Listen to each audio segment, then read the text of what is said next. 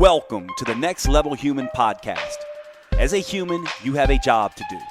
In fact, you have 4 jobs: to earn and manage money, to attain and maintain health and fitness, to build and sustain personal relationships, to find meaning and make a difference. None of these jobs are taught in school, and that is what this podcast is designed to do. To educate us all on living our most fulfilled lives through the mastery of these 4 jobs. I'm your host, Dr. Jade Teta, and I believe we are here living this life for 3 reasons and 3 reasons only: to learn, to teach, and to love. In this podcast, I will be learning, teaching, and loving right along with you. I'm grateful to have your company. Here's to our next level.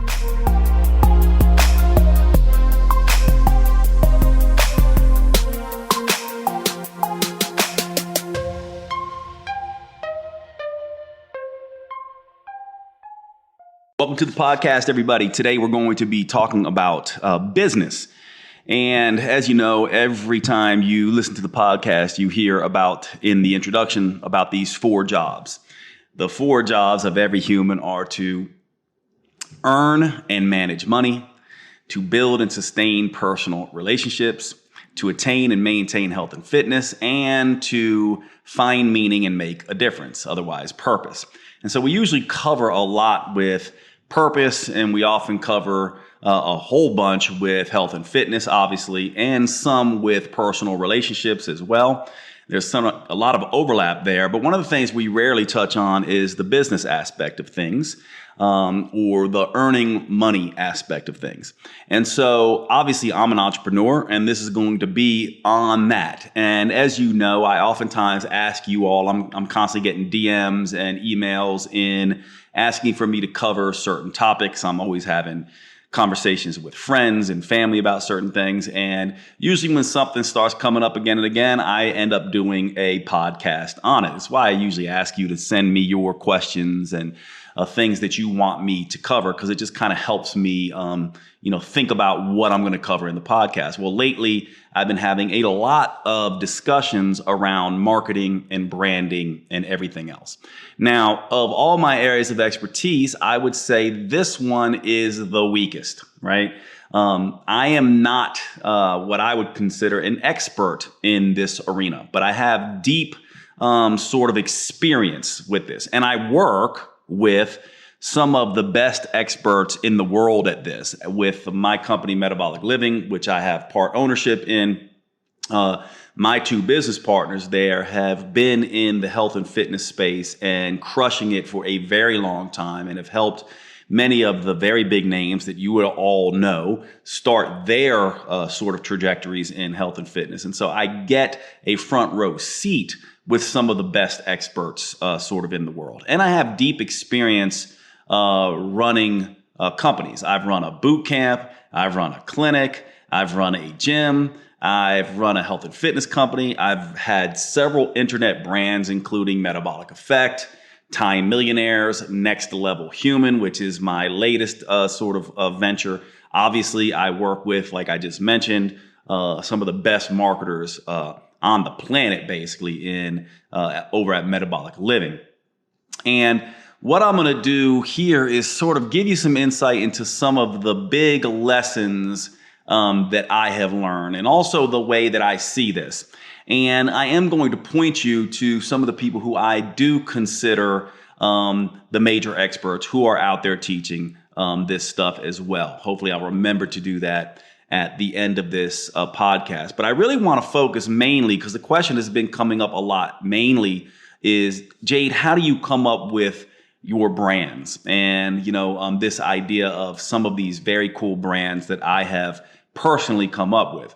Now, I will say this, and those of you who know me back from my Metabolic Effect days, which I sold that company and merged with Metabolic Living, Metabolic Effect was not a brand that I came up with. That brand was devised by a very close friend of mine, John Stevens, who he's considered one of the best calligraphers, scribes in the world, actually. But he's also kind of a branding genius. And actually, what I'm doing right now is I'm going to just make sure I have his his Instagram feed up. He is at Calligraphile is his Instagram handle, Calligraphile.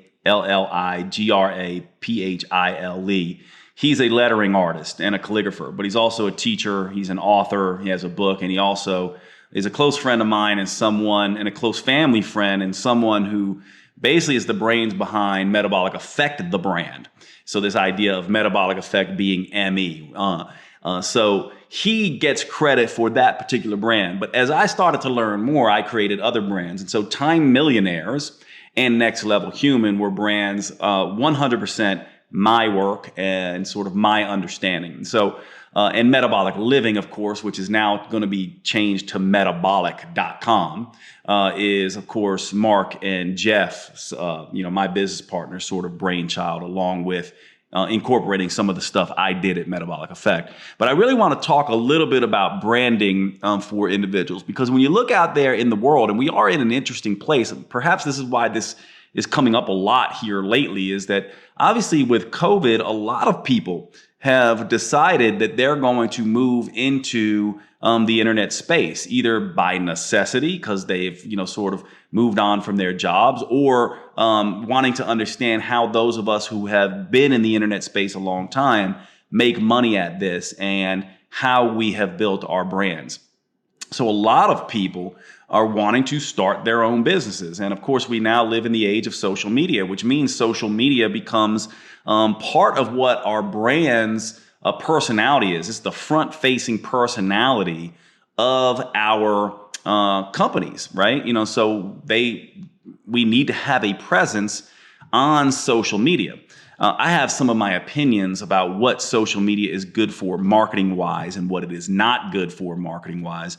And I personally have done a lot of very silly things and things that a lot of you will raise your eyebrows at. And of course, I'm always wanting to be as transparent and as honest as I can. So I'll share a little bit about my purchasing of followers and also advertising for followers and some of the things that I've done for better or worse in the health and fitness space, and pass on those lessons for you in terms of branding and marketing and stuff like that, because I have a lot to say there. And as my ex-wife, Jill Coleman, who runs at Jill Fit, who also is an internet marketer, always likes to say, she says I'm reckless in a sense, because she's like, you'll try anything, right? And you kind of are reckless a little bit, meaning that, I've done some things in the social media platforms that can get me banned. And so if you ever see that I've all of a sudden disappeared from social media, you kind of know why. Because my approach is, and I kind of have that luxury because I make my money elsewhere other than just the brand Jade Teta. So Jade Teta is sort of a luxury. It's not really a brand. It's sort of just sort of my front-facing personality that sort of has tentacles in different areas. If you follow me at Jade Teta, then okay, I do a lot with mindset, philosophy, psychology, what I would call mindset, muscle, and metabolism. The muscle piece is my old sort of personal training background. And obviously I still make an awful lot of money in marketing through my workout programs. A lot of you who follow this podcast do my workout programs still. And of course, metabolism, which is, the idea of training physicians and other healthcare practitioners in the new science of metabolism. And also a lot of my work at Metabolic Living, all my work, sort of in terms of the public facing work that I do, is now at Metabolic Living or metabolic.com. That particular work is there as well. But I want to share all that stuff with you. And one of the things that pops up here is that, well, how do you think about branding now, Jade? So when most people start, what they tend to do is they tend to have their own experience, right? And so I'll probably talk an awful lot about the health and fitness world because that's my sort of place where I came from. But this is, this could be any business. But what we try to do is we tend to, when we're sort of green around the edges, we go, well, this is what worked from me and this is my experience, and I'm going to sell based on that experience. Which, by the way, there's nothing wrong with that. But I do see some major things major blocks that people get into when they think about business this way. Because what happens is, however they have talked about their experience and their own sort of trial and error process in their own personal journey having to do with finance and health and fitness and personal relationships or purpose and meaning, which to me are the 4 jobs. And by the way, ironically and perhaps interestingly, and it dawned on me after coming up with the brand Next Level Human in these 4 jobs, I was like, oh yeah, that makes sense. These are the 4 areas where most all of the money is made in internet business. People pay for services in finance, health and fitness, personal relationships, and purpose and meaning. And really in that hierarchical order in terms of how much money you'll make. People who teach other people how to make money tend to be able to charge the most and be in the most in demand. Health and fitness is more of a commodity type business, but it's huge and there's a lot of money in there. So I would rank that as the number 2 area where people make money online, and number 2 area where you can really do things, health and fitness. And then, of course, personal relationships, a little bit more tricky because it's a little bit more soft. And, people tend to go, well, I know, what I know, and I don't need to learn how to be with humans or have romance. So that oftentimes has to do with finding romance, getting over breakups, but people will pay for that. And then, of course, self-development, which is even softer in a sense. It's people pay money for this. Obviously, there's a huge personal development, and self-development is a huge thing in the book world. There haven't been a whole lot of people yet, other than people like Tony Robbins and things like that, who have monetized that in a very big way, sort of online. And of course, we'll talk a little bit about that. But these are the 4 areas where you really want to think about. So I oftentimes have other people ask me, they'll do businesses like literally I've had people who are knitters who knit and they want to do a podcast on knitting or, some other niche sort of field. And I oftentimes say, well, yes, you could do that, but the big money is going to be in these 4 areas. And so there are people obviously making money in those areas, like, dog training, for example, is a big one that's coming on sort of line where there's a lot of dog trainers who are making lots of money sort of online. And there's lots of different niches, but those are the 4 big ones. Now, back to what I was saying before, when most people get involved with this, they simply begin through their own experience, and they have a particular language that they use. And so that language is the language that they begin to teach or think about their brand through. And this, I think, is the first mistake that people make. Because what happens is they'll come up with names like keto chef, for example. Like if they're a chef and they're very much interested and or had results with the keto diet. And what they don't oftentimes realize is that by coming up with a name like keto chef or paleo girl or at Vicky the vegan or anything like this, that this can pigeonhole you in a sense. For example, oftentimes we as humans evolve and our brands evolve. And so we may not necessarily, in 5 years from now or 10 years from now, keto might not be a thing. And it's we have these, it may be less of a place where people want to spend their money. And so wouldn't it be better if we were more like healthchef.com or something like fitgirl.com or at nutrition PhD or something like that, right? Something a little bit more broad that we can grow into. So it's one thing that I see here is that you'll see a lot of those kind of things where people will use their own experience or use what they're currently excited about, create a brand around that, and then outgrow it or realize that they're, sort of in an area that is very challenging because there's all kinds of people talking about keto. Like you'll see people like thefastingmd.com and stuff like that. Well, these things you have to be careful about that because they can pigeonhole you in a sense. And oftentimes our brands evolve. And so I certainly went through this with Metabolic Effect. People started seeing Metabolic Effect as synonymous with Jade Teta. And then I started thinking, okay, well, if I'm going to do different brands, I really want to kind of make Jade Teta its own entity.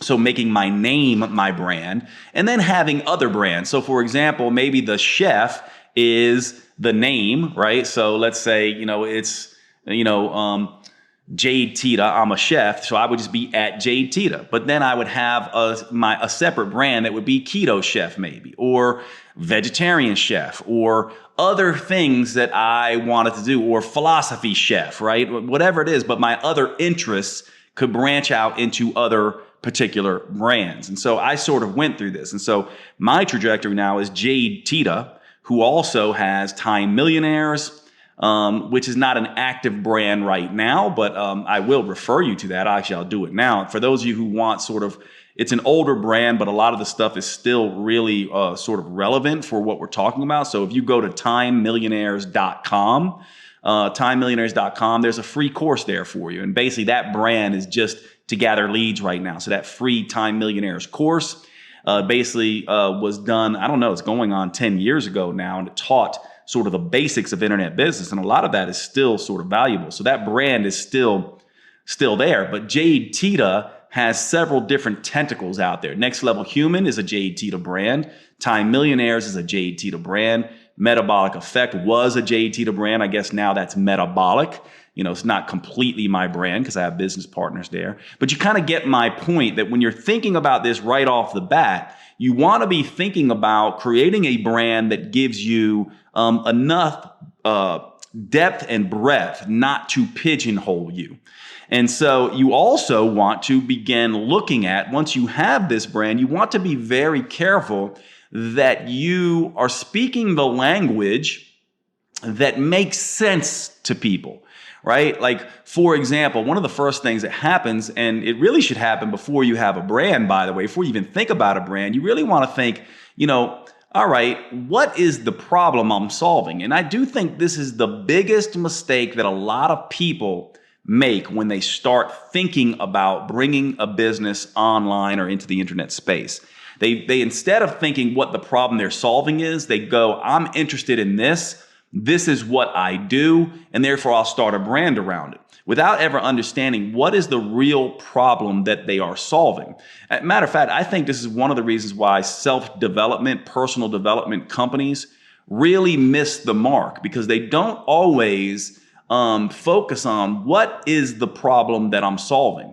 In a sense, if you say, well, I'm solving the lack of purpose, that might be true for you, but a lot of people would not say that in that way, right? And they don't think about they need purpose. They think more about I need money and I need to get fit and I need a lover or a husband or a wife, right?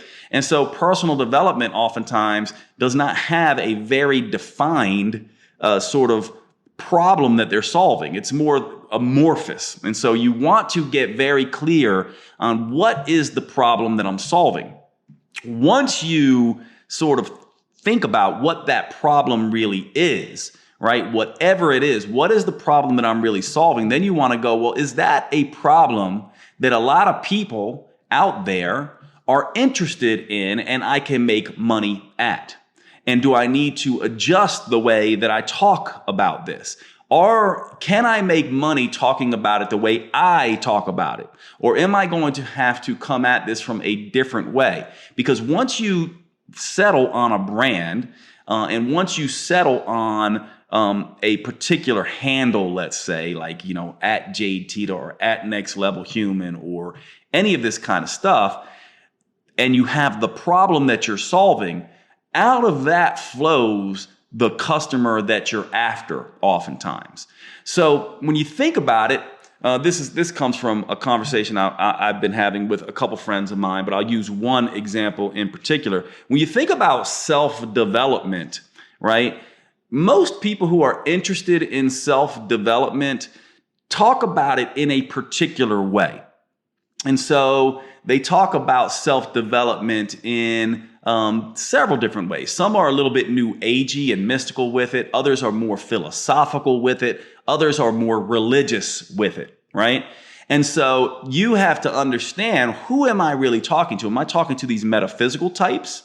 Am I talking to the philosopher types? Am I talking to the religious types? And right away, you may not even be aware that if you're in the self-development world, religion, Christianity, Islam, Judaism, all these are they are absolutely your competition in a sense. And so you need to understand, who am I actually talking to? What language do they use versus what language do I use? And one of the best ways to do this, by the way, is simply go on Google and type in the different stuff that you are sort of working with and the language that you use and the problem that you're solving. Type in, right? Like if I was just like, I went into the weight loss industry sort of early on in my career. So I talked about that as fat loss for a long time, way before people were talking about it. I talked about it as hormonal weight loss for a long time. But people weren't using terms like fat loss back then, and they weren't using hormonal weight loss, and they weren't talking about that kind of stuff. And I made a big mistake by not understanding the language that they were actually using. And so you want to go and see the language they were using is how to lose 10 pounds. The language that they were losing is, what should I eat if I want to get ready for my high school reunion, right? The language they were using is, what workout is best for weight loss? And all of this stuff is basically categorized inside Google in search queries. And so what you want to do at first is go in and begin searching the language that you're using and seeing what else comes up. Right? Seeing what people are talking about and seeing the connotations that people have with this and the type of human you're going after. If you're using a term like fat loss, one of the things I realized right away that I was inadvertently going after a very small segment of very advanced research nerds in the realm of health and fitness who understood the distinction between weight loss and fat loss.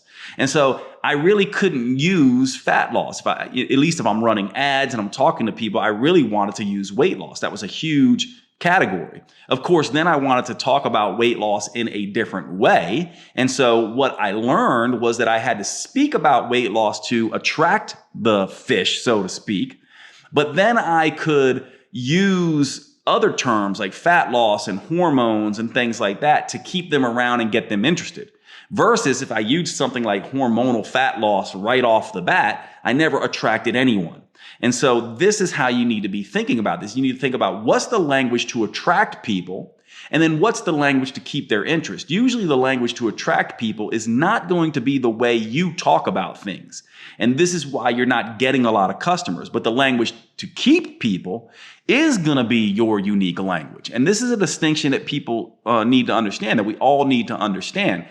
To attract people, you need to be using their language. By the way, you can use all kinds of things to do this. Google is great for this, and it's free. You can use Google Keyword Tool. You can use you can use SurveyMonkey. They have things where you can actually send out surveys. You can pay to send out surveys to particular segments to learn how people talk about particular things. Like if you wanted to understand what are people's relationship to philosopher? What do they think when they hear philosophy? Is it a good connotation, a negative connotation? What is it that people think when they think about self-development and personal development? Is this a good thing or a bad thing? How are they talking about it? How do they understand purpose and meaning and all this stuff? When they are searching on finance, what are they actually searching for? Are they talking about, are more people searching for how to earn more money? Are more people searching how to save and invest more money? Or are people searching more on managing money? These are all things you need to understand as you settle on a brand. And then your brand should immediately help, once you settle on the name of the brand or the focus of the brand, it should immediately tell you and tell your person exactly what it is that you do in a way that doesn't really leave much ambiguity. I learned this sort of the hard way. Metabolic Effect left some ambiguity when we just called it metabolic effect. But however, when we had ME, metabolic effect, so now we had me, the logo was a me with the term metabolism there. Those two together basically said, oh, this must have something to do with helping me find my individual diet. But I realized that wasn't as good. It certainly wasn't as good by the time I came around to Time Millionaires. When I say Time Millionaire, of course, you immediately get what that is. You know what a millionaire is, and you know what having time like a millionaire is. I would argue, and part of the reason I came up with this brand, Time Millionaires, because my thing was that people don't really want to be millionaires necessarily. Of course they do, but that's not what they really want. The problem that they really want is they want their own, they want freedom. They want time. They don't want to work for other people, right? So I started thinking about what's the real problem here. The real problem is not that people don't have millions, because when you really talk to people, they would say, well, I don't want to be a millionaire if it means I have to work 80 hours a week. That's not what people want. People think that having millions gets them time freedom. So I fooled around with this. I was like, oh, they want time freedom. Time millionaire. Everyone knows what that is, and everyone knows they want that. Same thing with next level human. In a sense, you know exactly what that is, really, in a sense. At least you know you want to be one, right? It's basically a human who's a better version than your current self. And everyone wants to be a better version than their current self. And so this is kind of how you want to be thinking about your brand. You want to understand, what problem am I solving? What language are the people who need that problem solved using? Then I will use that language to attract them, and then have and hopefully that language is right there inside my brand name. And then I will use my own particular language or my own unique way of coming at this to hook them. Right. And so this is kind of how you want to be thinking about this. Most people do it exactly the other way. They go, well, this is my interest right now, and here's the way I talk about it. So I'll name this according to my interest, and I'll name it the way and use all the language according to the way I talk about it to attract people. Well, that's going to leave a very narrow group of people for you to attract. And so if you really want to turn this into a business and make money, you have to think more broadly than that. I'm sorry to break into the show, but I wanted to take a second to cover one of our sponsors and tell you all about Paleo Valley at paleovalley.com. These are the grass-fed sticks that I tell you all so much about, that all of my friends know I have on hand constantly. They are in my car. They are at my house. I keep them at my sister's home and my parents' house. I have these things everywhere because they are the simplest, most convenient whole foods protein supplement you can get. Almost like carrying around pure protein, low carb protein in your pocket. These Paleo Valley beef sticks are the only 100% grass-fed and grass-finished beef sticks on the market. They use organic spices. They are naturally fermented instead of using nitrates and nitrites that can be a problem in some of these cured meats, and they simply taste fantastic. Check out the original or the jalapeno. Those are my favorites. Please make sure you go over to paleovalley.com and visit. When checking out, use the code NEXTLEVEL for a 15% discount. Remember, our sponsors keep the show going by you giving them your patronage and spending your money on these high quality products. You actually do a few things. One, you're helping to support the podcast. And two, you are helping your health. And three, you are making sure that good quality companies like Paleo Valley can be out there doing their business, changing the world, making the earth better. One of the things you may not know about this is that grass-fed organic and grass-finished beef is doing something that is so utterly important for our environment, actually helping to repopulate the topsoil. A lot of people don't know this, but our topsoil is being extremely depleted. And raising animals, especially cattle, the correct way helps to get that topsoil back. This is one of the reasons why I love Paleo Valley. Not to mention it tastes fantastic, but they're one of these companies, like my other sponsors, Cured Nutrition and Organifi, that are doing the right things by the environment. I really appreciate everything they do, and I hope you will check them out. Thanks so much. paleovalley.com. Use the code NEXTLEVEL. And now back to the show. It is time to talk about one of our sponsors, our earliest sponsor, Cured Nutrition. This is a CBD company. Cured Nutrition is another one of those next level human companies that is doing amazing things in the world. Let me tell you a little bit about one of the things I've been doing with CBD here recently. There is some really interesting research showing that chronic cannabis users, these are people who are smoking marijuana, are actually down-regulating the cannabinoid 1 receptor. Well, guess what the cannabinoid 1 receptor is involved in? Well, it's involved in cravings and hunger. And there is some really interesting mouse research that shows mice given products that lower CB1 or being engineered with a lower CB1 activity actually eat less and are not obese as a result of that. And so I have been experimenting using CBD to lower hunger, to down-regulate the CB1 receptor, just the way chronic cannabis users tend to be very thin. And it has been working very well. Now, of course, the other thing that I use this for and have used it for since day one is Cured Nutrition has a product called Zen that is a mix of magnesium and CBD and some other really nice formulations in there that I use to help me sleep. I have notoriously bad sleep. My sleep still is not perfect, but the Cured Nutrition product Zen has made a big difference to helping me sleep better. And that is just huge. Now, of course, they have other products. They also have a product called Rise, which I do not use, but I have used in the past.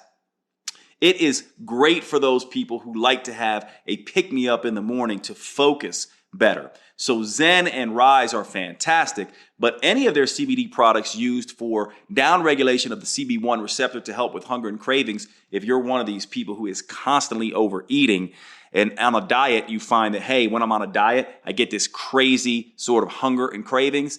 This may be something you want to check out. So check out curednutrition.com, use the code NEXTLEVEL. I get a kickback to help us have these discussions on the show. It's a great way for me to be able to do this work. So thank you for Cured Nutrition for that. Of course, Cured Nutrition gets the sale, and you get to work with a fantastic company that gets results with their supplements. I hope you will check them out, curednutrition.com. Use the code NEXTLEVEL. And now let's go ahead and get back to the show. Let's do it. You have to start there, then you can develop the familiar and unique vocabulary that makes you stand out. The best approach is to say something that is already somewhat familiar to people, but say it in a different way. And this is oftentimes confusing for people because people oftentimes, when they're green around the edges in business, they think having a great idea that's never been done before is going to make them a ton of money. But the truth of the matter is the people out there in the public who are going to buy this, they don't typically buy or understand brand new ideas. The best businesses and the best ideas have an element of familiarity to them with something unique on top of it. So it's like if you can tell somebody something that they're somewhat familiar with and tell it to them in a different way that they've never heard it described before, you immediately get their attention. So the best ideas are something people have heard before, but never in the way that you're describing it. And so then from there, right, in this brand discussion, you begin to develop an elevator pitch or a hook. And in very simple terms, you might say, well, Jade, a lot of people struggle with the elevator pitch or the hook. And in very simple terms, an elevator pitch is just the easiest way to think about that is just to come up with a very clear statement of something like, I am the X of Y. For example, with metabolic effect, it was, we are the Sherlock Holmes of the health and fitness world, right?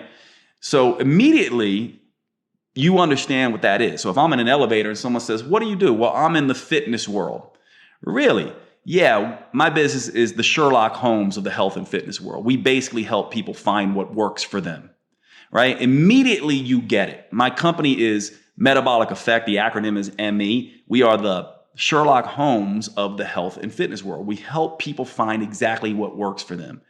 Right away, people understand what that is, right? They get it. You want to be thinking about that. And the best way to think about it is to get very clear on you are the X of what, right? The X in this formula is I am the X. The X is something familiar of what? The why is the area that you make money in: health and fitness, personal finance, personal relationship, personal development, right? So hopefully that makes sense to you. The elevator pitch: I am the X of Y, where X is something that people are familiar with, and Y is something that X is something people are familiar with that is not related to the industry, and Y is the industry. And a hook is actually similar, but different in a sense. So the elevator pitch is I am the X of Y. The hook is, it's really to get their attention. So a good hook usually follows the formula: you think X, but it's really Y. So with metabolic effect it was you think it's calories, it's really hormones. Or you think harder is better, actually smarter is better, right? With Time Millionaires is you think you want money, what you really crave is time, right? And so this is the hook. Now, the other ways you can do hooks are powerful questions or powerful insights, saying things that people go, yes, absolutely, I knew that. I've just never heard it said that way. So with Next Level Human's hook is, as a human, you have a job to do. In fact, you have 4 jobs. So right there is the hook. It begs the question, what are the 4 jobs, right? And so these are how you want to be thinking about hooks. Hooks are, you think X, but it's really Y, or a powerful hook is a question or a statement that begs a question. So when I say, as a human, you have a job to do. In fact, you have 4 jobs. And then you're immediately waiting, well, ooh, I do? Tell me what the 4 jobs are. And then I can tell you what those 4 jobs are. And I immediately get your attention. So what I'm essentially saying here is that this is not just somewhat important. This, to me, is everything. So this brand discussion I just went through with you is everything. This is something that you should be whiteboarding about, notepadding about, talking to everyone about. This process is a process that no one does. And if you're anything like me and a lot of the people that I run into, that I've done business coaching with and stuff like that, they realize along the way through trial and error and bumps and bruises and figuring it out that this is the process.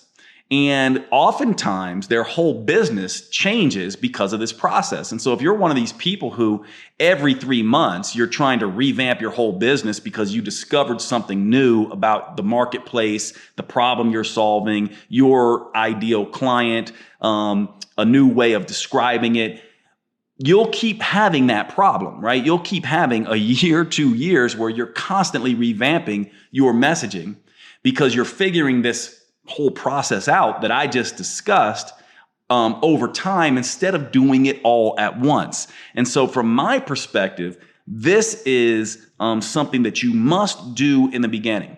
I would say that with metabolic effect, to really nail this, I worked with John, the guy who came up with metabolic effect, for about 2 months in just conversation after conversation. Luckily, we were friends. He was a family friend, so he came over for dinner a lot, and we went out to lunch a lot, and we went for long walks, and we were just talking about this stuff constantly. And finally, it began to sort of click. Now, with Time Millionaires, I had that process, so I sort of understood it a little bit better. And with Next Level Human, I got very clear on it. So with Time Millionaires, it took me about a month to get there. With Next Level Human, it took me about just a week of really thinking deeply. And now, of course, I can do this oftentimes in several sessions with someone who's starting a business to get very clear. I can tell you this, though, rarely do I ever come up with, Keto Chef or Paleo Girl or, Vicky Vegan or any of those kinds of things. One of the things that is very clear, especially people who are very green around the edges, and I don't want you to hear this if this is you, it's just me trying to save you time. It's not me trying to be judgmental, but you oftentimes have someone who uses their last name and sort of like, if their last name is Moore, they'll be like More Fitness or something like that, right? And those are sometimes that can work fairly well, but most of the time that also is not the way that you want to approach this. A good brand is not cute. A good brand, it sells itself immediately and gets you sort of leads. And that brings us to the discussion of marketing. And this will give you a little bit of an idea of how I have done this. And so For me, when I think about business, especially online business, I don't think in terms of followers, and I don't think in terms of engagement. I like that stuff. I'm human just like you. So of course we want feedback, and we love when people are saying nice things, and we look and see, oh, who's commenting and how many likes did I get and all this kind of stuff. But those kind of vanity metrics are bullshit in a sense from my perspective, because they do not make you money. And I can't tell you how many people I've done business coaching with or had discussions with who have huge followings, very big followings, and no leads and no dollars coming in. For me, I am all about leads and dollars. So for those of you who aren't familiar with this terminology, what is a lead? Well, a lead is essentially someone who stumbles across your material, and you end up getting a phone number, or in this day and age, an email or something like that. So you can text them and you can email them. They're on your email list. They're in your text database. You own them in a sense. You can't lose them. So a true lead to me is not a follower on social media, because you could easily get banned from social media. These people can follow, unfollow. You don't know who's what, right? And so you don't necessarily know how many people that, followers you have that are actually engaged on a regular basis, and how many of them will be buyers. So the way I like to talk about this, I like to talk about it as, sort of fishing in a sense. And so we all know what we've heard about, you go out deep sea fishing and you throw bait in the water, you chum the water, right? You get the water all bloody, you're throwing smelly fish in the water so you can attract the sharks, so to speak. So to me, that's kind of what social media is, or running an ad or something like that. It's basically this idea of, let me see if I can attract some attention. And this is where followers and engagements and likes and things like that can be useful, because it tells you, how successful am I being at chumming the water, right? But a lot of people, you can imagine if you are chumming the water for sharks and they're all swimming around, and then you basically are trying to catch them with, a rubber ducky or something like that. They're not going to bite on that. They're going to bite on fish. There's a particular thing that they're going to bite on. And once you hook them, this is analogous to getting the opt-in or the lead. And in internet business, it's normally an opt-in. So if you go to my website, you'll see free courses. You'll oftentimes see me, if you go to my Instagram handle or my Facebook handle, you'll see where I have link in profile. And when you go to those links, it's like, hey, if you give me your email or your text, I will give you this free something. So I get you on my email list. So this is very much like getting you on the hook, so to speak. Now, once I have you go through some of my courses or buy something, that's like me pulling you into the boat. Now I've kind of caught you. But of course, if you're just chumming the water and there's some interest there, they can easily, go away, right? Now, if you catch them on the hook, they can still get away, but you're far more likely, if you have a lead, if you have an email, if you have a text, you're far more likely to catch them and have a sale, because you can communicate with them in a different way. And then eventually when they buy, now they are someone who is the real deal. And this is kind of why I have approached, rightly or wrongly, by the way, I'm still debating. My approach has been unconventional in a sense. In everything I do, I like to experiment. And so I have early on, when I started my Instagram account, I was late to Instagram. I bought followers with bots. That was a very bad idea. I do not recommend doing that ever. Simply because, one, Instagram, it's against Instagram sort of policy. It doesn't actually get you any real people. But one of the things it did do, in a sense, is I knew I had interesting content, or at least I thought I did. And I kind of had proved that because I built a huge following on Facebook. So what I started to do is say, well, I've got good lures to catch people. I just don't have them yet, and they don't see me as useful. So I used sort of this idea of social proof. So when people come to you, when you go to an Instagram sort of handle, right? We're talking about Instagram right now because it's one thing that we're all sort of using. But rest assured, Instagram will not be. Things evolve. This is why I say you want leads, real leads. You want to own your followers. You want to own the emails and own the text. Now, of course, they can always opt out, but you want to own them. You don't want Instagram to be able to control that. Not to mention, people end up going to other things. They'll go to Clubhouse, or they'll go to Community, or they'll end up other places eventually. So you don't want to put all your eggs in one basket. So one of the things I did notice, though, is that social proof, when you see followers on Instagram, so I'm using Instagram right now just because that's what we're all sort of engaged with, people will see that and be like, oh, well, a lot of people like them, so perhaps I will like them. There's something useful here. And then, of course, if you have good content, then they begin to sort of stick around. And I've done this several times. Most recently, I've advertised for followers. And so many of you have seen this. Many of my friends comment about this, and they all know I'm very honest about this. So I'll ask, what are you doing? And for me, what I oftentimes will do is I go, this social proof thing has been done well for me because I have learned over time the kind of content that keeps people around. So if I advertise, this would be like running getting involved with certain giveaways, paying other big internet accounts to give me shout outs and stuff like that. And then people come over and I can get followers very quickly. Now, I usually lose a lot of those followers, but for me being someone who is very lead oriented, all I'm really measuring is a lot of people will go, well, Jade has, like right now I have, 130 some thousand followers on Instagram. My real number is probably half that. It's probably 60 to 70.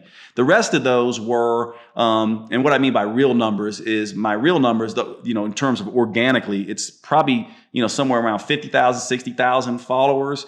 The rest of those have been advertised for. My engagement on Instagram is relatively low, very low compared to some other big accounts who have full organic accounts. However, I'm not measuring that on my back end in my business. I'm simply measuring how many leads am I getting and how many new organic followers am I getting, right? So how many more sharks are coming around, chumming the water, and how many more of those sharks am I getting into my boat? And so I'm not looking at my engagement and followers necessarily from the point of view of I've got lots of engagement and followers. I'm more looking at, did my leads go up and am I making more money in my business? And indeed, that's what happened. Not to mention, the more followers I have, of course, I'll get, followers whenever I advertise. A lot will go away, but a lot of organic stuff will come on because these organic individuals, followers will go, oh, this guy has lots of followers. Let me see. I'll follow him for a while. Do I like his stuff? I'll stay around. Do I not like his stuff? I'll go away. And this is the way that I look at this. Now, do I recommend doing things the way I do it? No, I think ideally you want all organic followers, right? You want all organic followers. However, I'm just telling you my story. One, so you perhaps don't make the same mistakes, or two, if you want to go this route, you understand what I am actually doing and what I am actually measuring. I think it is a huge mistake that people make to focus on followers and engagement and how many followers they have on Instagram and this and that. I'll tell you a funny story about that. My Metabolic Effect account I built organically, never advertised for one follower on Facebook, to 120 some thousand individuals. When Instagram sort of took off and when Facebook changed its algorithm, only like 10,000 of those people were seeing that. And so those numbers really didn't matter. We've seen the same thing happen with Instagram. So we have to be careful to get involved with these vanity metrics. As you can tell, I'm not necessarily concerned with these vanity metrics. I don't care that I have 130,000 followers. I'll tell you right now, most of them aren't real. Half of them aren't organically gotten. Most of them were advertised for, and most of them are ghost followers. Half of them are ghost followers. They don't really like my stuff. They followed me to get in on a contest or something like that, and then just forgot about me and don't check Instagram that much. However, from that, I did get individuals, a certain percent, where it raised my leads, it raised my back end dollars, and I'm also getting more organic chum sharks coming around my boat as a result of that. So from my perspective, I go, that was a good business decision for me. But I also have the luxury of proving a lot of my content and understanding what my content is doing. I don't think I would ever recommend anyone do this. I probably won't do it again, by the way, because I'm seeing that it's having some diminishing returns in terms of leads and stuff like that. And I also am starting to become aware that Instagram is starting to look down upon this stuff. So I probably won't be using this again, but hopefully you're understanding that marketing wise, people make that mistake. And there are business coaches out there who are simply just teaching people to get more followers. That does not give you leads and dollars. You want leads and dollars when you are thinking about business. Now, you might say, well, Jade, how do I get the lead? Well, you give something away for free, something powerful, right? And so it's kind of the way I think about this is that, I love Whole Foods. I go to Whole Foods a lot. Some people go to Costco. We go to different places. And whenever we're walking around the grocery store frequently, there'll be someone there giving out samples, right? And, my father is funny because my father always, he tries every sample. Doesn't matter. He loves trying samples. And he frequently will buy that stuff if he really likes it. He's like, oh, those are good. And several of those items, I know now he's just a regular purchase of certain kinds of chips and certain kinds of pistachios and different things that he tried as a sample, bought, took home, and then started buying. This is the way we want to be thinking about our opt-ins. We want to provide people sample material that they can take home, chew on, and then be like, I really like this. This was useful for me. So this is why you got to understand the problems and the suffering that people have so you can give them real solutions. So for example, with Metabolic Effect, one of the things I gave away for free was this label reading tool, how to read a label for a fat loss so that a food will keep you full and hungry. So how to choose foods that won't trigger cravings and keep you full for longer. And it basically was a very simple formula of you take the carbohydrates, total carbohydrates, you subtract out the fiber from that, and that should be within 10 of protein. Negative numbers are, the lower the number, the better. Negative numbers are best. This was a huge thing that people loved, right? So I was just like, hey, get my free, learn how to choose foods, any processed food that will help you stay full and cravings. Put your email in here, and it's something they can use right away. So once they get that, this became so powerful, people would pass it on. And people would be like, oh my God, I use this every day now. It was also in my book, my first book, Metabolic Effect Diet, that I wrote back in 2010. But it was a very powerful, usable piece of information that I could give for free to make people fall in love with me. From there, now they were on my email and I could start sending them stuff and saying, here's some other stuff. Here's a workout. Here's a type of diet. Here's the way you want to look at this. You might be interested in buying this. And then those people, that was one of my best lead generators. And it also was from there one of my best ways to get people into an offer and purchase a course out of that. And so in addition to defining your brand, you also want to have these very powerful giveaways that solve a problem for someone immediately if possible.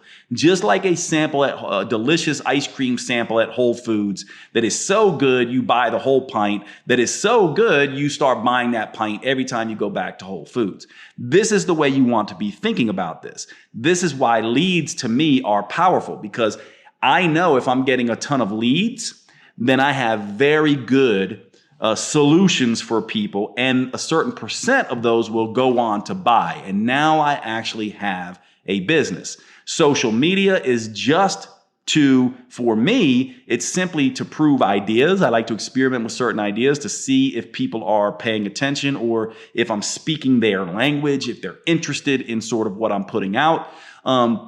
It also helps me sort of chum the water to get some attraction. And by the way, one of the things I do is once I find some kind of organic content on social media that is doing really well, that's what I run ads to. So you can imagine, you don't want to run ads to things that haven't been proven. I use my organic content to see what's popular, what resonates, and then I run ads to that. And then I create an opt-in offer or something free out of that, right? So let's say I put a content together, like I know one of my biggest pieces of content, one of my organic content, and I post it all the time, probably once a month, but it basically has a picture of a donut and a picture of a chicken breast side by side with 300 calories on each. And essentially I say, the whole thing there is that this donut is 300 calories and this chicken breast is 300 calories. Then I say, we all know we can eat 5 donuts. You probably couldn't eat 5 chicken breasts if you tried. Why is that? The reason why is because food isn't just about calories. It's also about hunger and cravings and the hormones around that. If you want a free guide to hormonal eating, enter your, email here, and then I sell a course on that. And so the idea is using social media to prove your content, to refine your marketing language, and then create free giveaways based off that and courses based off of that. This is a very different sort of approach.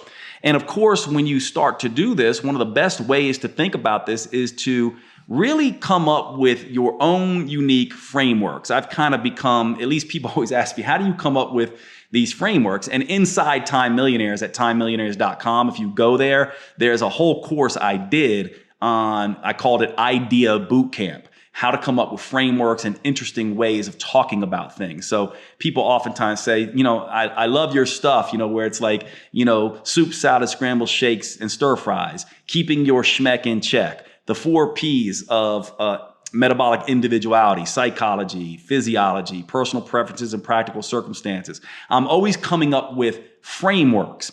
And so you really want to be thinking about this when you are marketing. In fact, I have a formula I use when I market, and this basically follows me through most of my stuff. And it goes hook, story, framework, solution.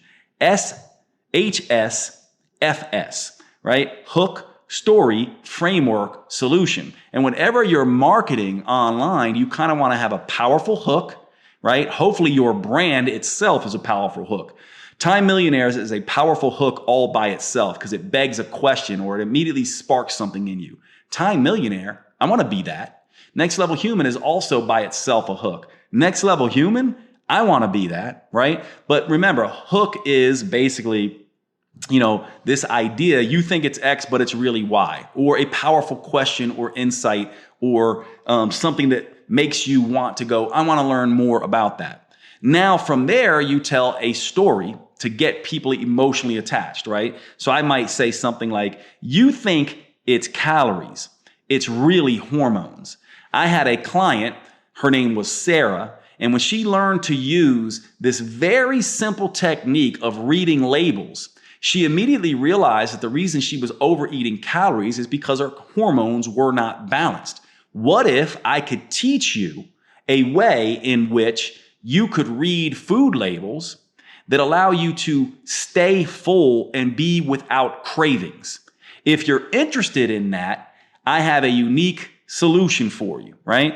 And so right away, I'm getting people interested. Now, if I really want to focus on this, whenever you're telling the story, you want to ping people's pain and paint a promise. So ping the pain, paint the promise. So inside this story, I might say, Sarah was struggling. She was always hungry. She's always on the run. So she had to eat, processed foods. She couldn't cook. She beat herself up because, she felt like she was failing herself because she was lazy and didn't cook, but she was so busy. So you can feel sort of her pain, right? You're just like, wow, Jade, I have that same sort of problem. So I ping the pain, help you relate to it. Then I paint the promise. But what if there was a way you could eat processed foods and find healthy processed foods that actually helped you eat less and better overall, right? That's painting the promise. And so I ping the pain, I paint the promise inside of the story. And then I teach a particular framework. Like maybe I would say, something along these lines.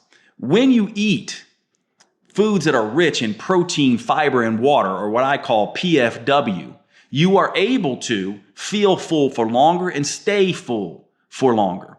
Some processed foods have plenty of protein, fiber, and water, but how do we spot them, right? And then I offer the solution. I have a free label reading tool. And so when you're thinking about your content, you eventually want to think about it as hook, story, framework, solution. Now, sometimes it's hook, framework, solution. Sometimes it's story, framework, solution. But many times it's all of these. But you definitely want, in my opinion, 2 or more of these elements. You can sometimes do it with framework, solution. You can sometimes do it with a hook and a framework. It's best always when you do hook, story, framework, solution. I sometimes forget the story part, but whenever I'm doing my long, funnels where I'm selling a big course, inside those emails that I'm sending to try to sell to my leads, I'm always telling a powerful sort of story. And so to me, this is how you want to be thinking about your branding and your marketing. You need to spend an awful lot of time thinking about what is my problem that I'm solving? What is the name of my brand that conveys that immediately? What is my elevator pitch and my hook? What am I doing online in the first place? Do I want followers and engagement, or do I want leads and dollars? You want leads and dollars. These should be the things that you're measuring your progress with. So I know that some of the, iffy things that I've been doing in terms of, my social media profiles and stuff like that, I know they've paid dividends because my leads and my followers have gone up. I don't care about my engagement and my comments and my followers, on social media. My leads and my dollars. I think I misspoke, leads and followers. No, leads and dollars is what you want, not followers and engagement. So if my leads and dollars go up, I don't care what's going on so much with my followers and engagement. I use those more to, prove and practice and understand the language and refine my approach. And then when I find something that works organically, then I can run ads to that. The whole point is to get leads and then sell them. And part of what I'm doing there is hook, story, framework, and solution. And by the way, I'll say one more thing before we end here. One of the great things about coming up with frameworks is that when you have a framework, you have a solution that you can really, really teach that's powerful, right? So if I tell you protein, fiber, and water, I can tell you that framework and say, this is the best thing for hormonal nutrition, let's say. And then I can teach you all about water, let's say, the easy one, or all about protein. But because I've told you it's protein, fiber, and water, there's other elements there that I can teach inside the program, right? And so, by the way, soup, salad, scrambles, shakes, and stir fries, they are a extension. They're a framework on top of a framework because they're all rich in protein, fiber, and water. And so the course would expand on that framework and say what you really want is to eat 90% of your meals as soup, salad, scrambled shakes, and stir fries. So you see what we're doing here. You want to get very clear on your brand. You want to get very clear on your opt-ins and lead generation apparatus. And you want to know why you are doing what you are doing. And this begins to allow you to make a difference and start building a brand without pigeonholing yourself and without revisiting this time and time again, month after month, trying to revamp your whole business because you're not getting leads and followers. And so you need to settle and say, what problem am I solving? Who are those customers who need that problem solved, right? What is the language they are speaking? From there, I go, does my brand speak their language? Does my brand name speak their language? Number one. Am I conveying through my elevator pitch and my hook that I actually have an interesting solution? And then am I really measuring the right things? And is the content I'm putting out and the ads I'm running, are they actually pushing people into my funnels? Now, at a future podcast, because we're going to end right here, but at a future podcast, I'll try to remember to go through how to do some of these sales funnels. But let me give you a couple people who I think are people who I'm very close to or who are very good at teaching different elements of this. Obviously, Jill Coleman, who's my ex-wife and a very close friend of mine, at Jill Fit. She has a whole business course that teaches individuals she mainly teaches you how to build a following online. And then she basically teaches you build this following online, and here's how you get leads and followers, right? And then my good friend, and I actually think she's the absolute best at this, is Nicole Spencer. And let me just make sure I got her handle right. Jill is at JillFit. Nicole Spencer is, Nicole.authentic.conversion. Now, Nicole, when I met Nicole, she's making about $10,000 a month. Not bad in her internet business. Within 3 years, she now is grossing $2 million. And a lot of people talk a lot of numbers inside, but I knew her and we dated for a while. We're still also very, very close. And actually, we just went out for her birthday here recently. And she is killing it. And she is one of these people who teaches you how to build a back-end business, strategy, systems, scaling.